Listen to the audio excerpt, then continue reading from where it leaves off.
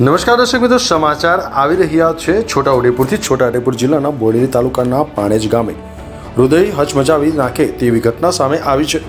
તાંત્રિક વિધિ કરવા ગામના ભુવાએ માસૂમ બાળકીની હત્યા કરી નાખી। આજરોજ સવારના 8 વાગ્યાના આસપાસમાં પાણેજ ગામથી મહિલા જ્યોતિબેન તડવી પોતાના 2 બાળકોને લઈ નદી તરફ કપડાં ધોવા જઈ રહ્યા હતા।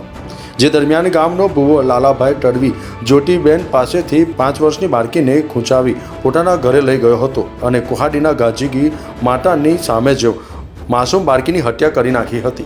પ્રત્યક્ષ જોનાર માતાએ બૂમાબૂમ કરતા આજુબાજુના લોકો દોડી આવ્યા હતા, પરંતુ નરભક્ષી સામે કોઈની જવાની હિંમત ન થઈ હતી। લાલાભાઈએ માસૂમ બાળકીની હત્યા કર્યા પછી પોતાના ઘરના મંદિરમાં બાળકીનું લોહી છાંટ્યું હતું। બોડેલી પોલીસને જાણ થતાં જ બોડેલી પોલીસ ઘટના સ્થળે દોડી આવી હતી અને આરોપીને ઘટના સ્થળેથી દબોચી લીધો હતો।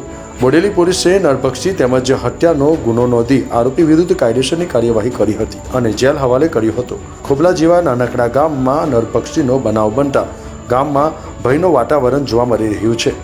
સરફરાજ દીવાનો રિપોર્ટ, ન્યૂઝ ટુડે, छोटाउदेपुर। नमस्कार।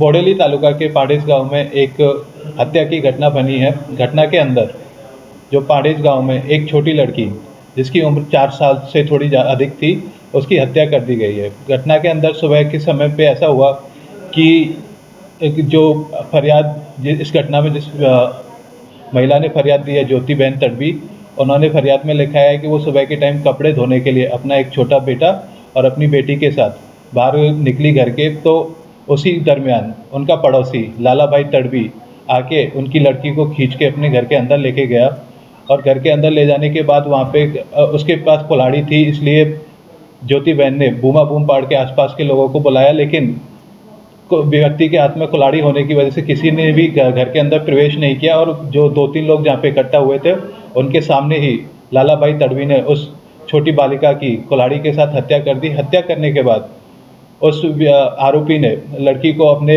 मंदिर के सामने एक छोटा मंदिर बना हुआ है घर में, उसके पास लेके गया और जो उसके गले पर जो कुल्हाड़ी मारने की वजह से जो खून आया था, उस खून को लेके उनकी जो मंदिर की स्टेयरकेस थे उसके ऊपर उन्होंने उस खून को चढ़ाया।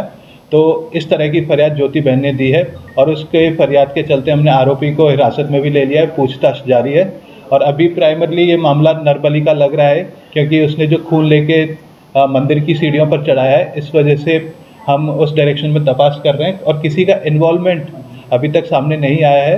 और जैसे ही पुलिस को और जानकारी मिलती है कि इसका कोई और कारण है या नहीं है, हम आपको बताएंगे। लेकिन अभी ये मामला नरबली का लग रहा है और जो व्यक्ति है आरोपी वो थोड़ा विकृत प्रकृति का लग रहा है, इस वजह से ऐसा हो सकता है कि उसने ये गुनाह किया है। तांत्रिक विधि किया हो